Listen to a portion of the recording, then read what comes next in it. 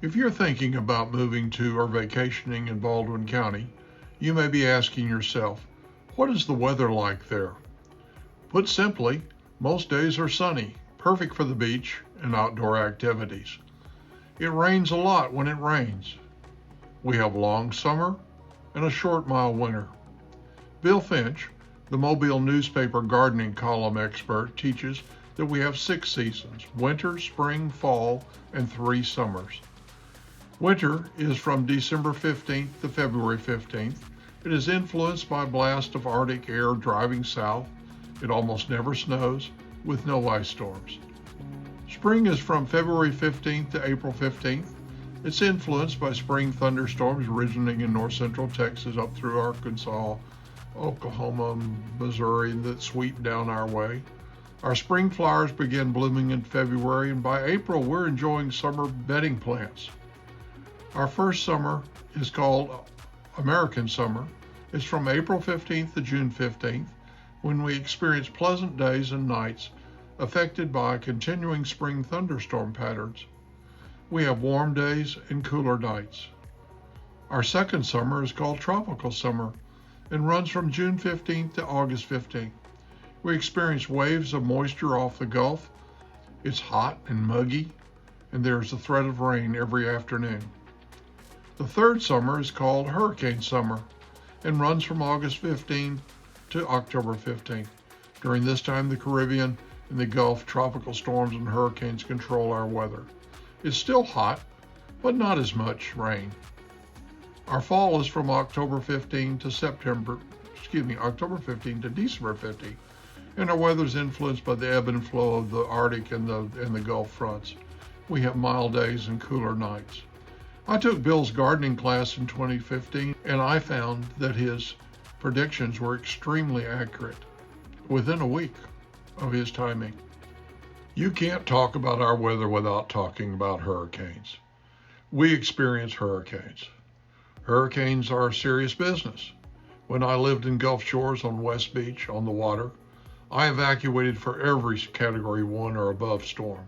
I've seen cars buried up to their windows from the sand left by a storm surge from just a Category 1 storm.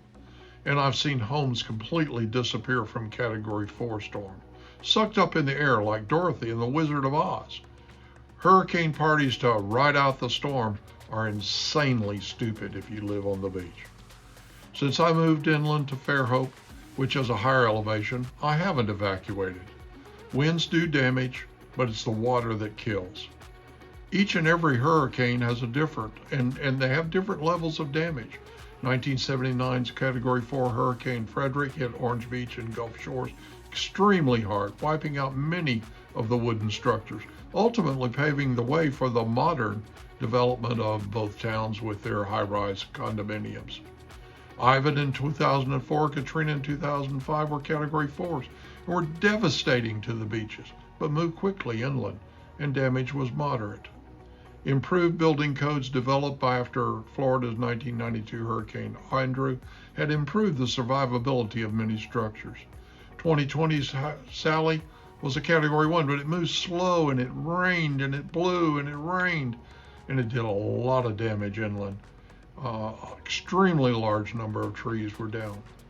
Some say there's a pattern of major storm every 15 years or so. 1979's Frederick, Ivan in 2004, Sally in 2020. I can't say there's a pattern or a coincidence, but I can tell you this much. There's going to be another major storm one of these years with lots of little storms in between. Keep your fingers crossed. Let's hope that there's not another big one until maybe 2035. That'd be nice. I get asked about tornadoes a lot. We do get tornadoes and waterspouts, but not anywhere as many or as intense as they get further north in Alabama, Mississippi, Georgia, and Louisiana. Most of our tornadoes are very narrow and stay on the ground for a short period of time. Most of the waterspouts never come ashore. Frankly, we probably don't respect their power enough. If you're tired of shoveling snow, I've got good news for you. Since 1997, I've seen 1/8 of an inch of snow on the ground at the beach once for about 2 hours. I've seen 1/4 inch of snow in Fairhope for 4 hours. Snow is so unusual here that when it rarely snows 50 miles north of Mobile, people put their kids in the car and drive to see the snow. TV weather teams scatter reporters across the area to film snow falling. There's a band across the South, Dallas, Shreveport, Jackson, Birmingham, and Atlanta, where the true winter nightmare is not snow, but ice.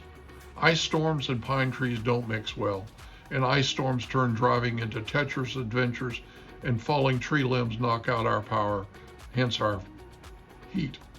Our neighbor, the big bathtub known as the Gulf of Mexico, must absorb a lot of cold because we don't experience ice storms here in Baldwin.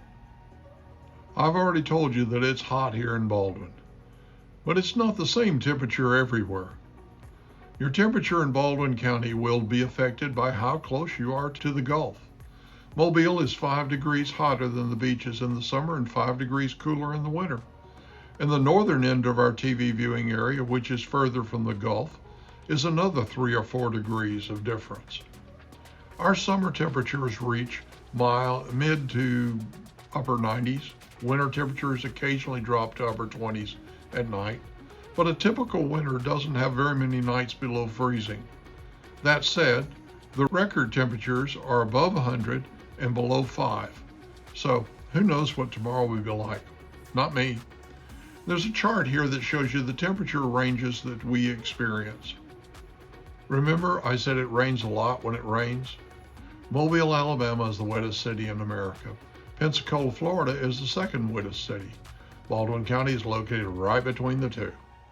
Mobile's average rainfall is 69 inches. In the last 20 years that I've lived here, many years recorded in the 80 inches, and none were below 70 inches.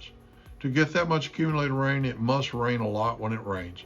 1 to 2 inch rains seem normal to us. Less than that don't count as a rainy day. And 4 to 6 inch rains are not counted as freak storms. We have drier spells in April, May, and October, November when you might have to water if you garden. Most rain I've seen in 20 years that I've lived here, 17 inches one night in April of 14. And it did rain 36 inches over several days with Hurricane Danny in 97, which caused flooding in the Fish River area. There's some road and street flooding in Baldwin in low spots. Very little neighborhood flooding is ever reported. But that's not the case in Mobile. They have neighborhoods that flood. Baldwin has a lot of sandy soil, and it seems to have good drainage, considering how flat we are. And when it's not raining, well, it's humid. Here's a chart that will help you see the humidity ranges that we experience. If you enjoy being at the beach or on the water or outdoors, you'll really like our weather. And if you don't like heat, humidity, and rain, well, you can always enjoy the view of a lush and green landscape from inside your air-conditioned house and air-conditioned car. I moved to Paradise 20 plus years ago, and I love the weather. I'm Tom Ball. I'm a local realtor. Explore my YouTube channel and learn what makes Baldwin County so special.